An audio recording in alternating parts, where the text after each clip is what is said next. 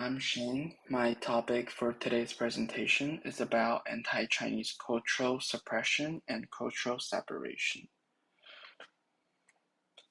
The problem that I want to talk about today is about the language discrimination and racism against the Chinese community. And to be more specific, the setting of this is in New York City. I'm personally interested in this because New York City was a city where I lived for 3 years when I first immigrated to the United States with my family. And seeing the discrimination myself and hearing it from my closest relatives who encounter problems like this made me want to dive deeper on this topic. Racism and discrimination against all types of people have existed in this land for a long time. And racism is a problem that people fought for centuries. There were numerous events in history where we fought against racism. In civil rights movements, we wanted to end racial segregation and achieve voting rights.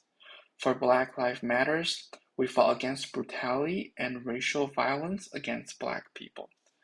In Asian American civil rights, we fought for equal education and housing discrimination against Asian Americans and Pacific Islanders.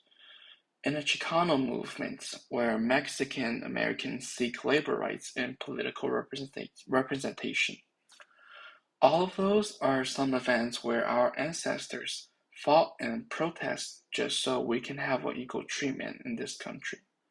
In my heart, the United States is a place for everyone and every race to build communities that they love and they value. And New York City is a city with such a diverse community. I remember back in New York City, the first stop of numerous Chinese immigrants were perhaps the old Chinatown. It's a place where the new Chinese immigrants can find a sense of community and comfortness. However, in the recent years, especially after COVID-19, the anti-Asian hate crime have been steadily increasing in New York City. This surge in hostility was fueled by the false link of the virus to China and the Chinese people.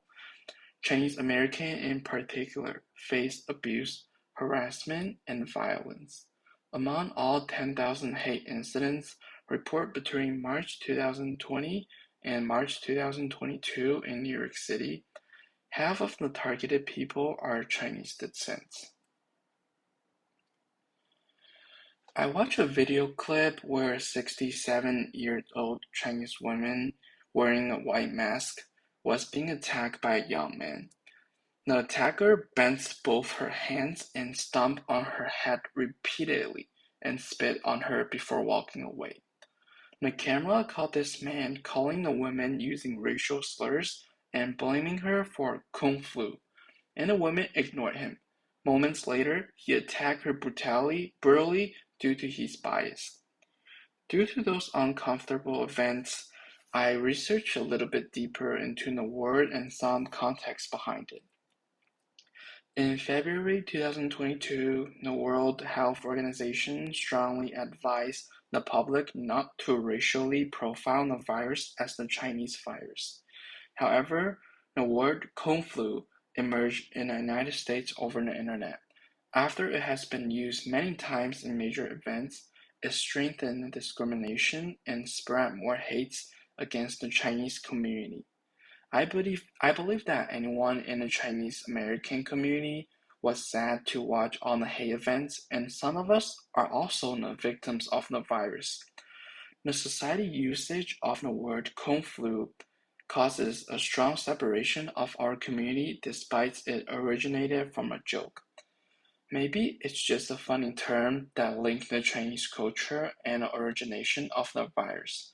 But behind that word is the fact that people like the old lady who got attacked due to this joke. Words are powerful. A simple word can be understood as a false accusation.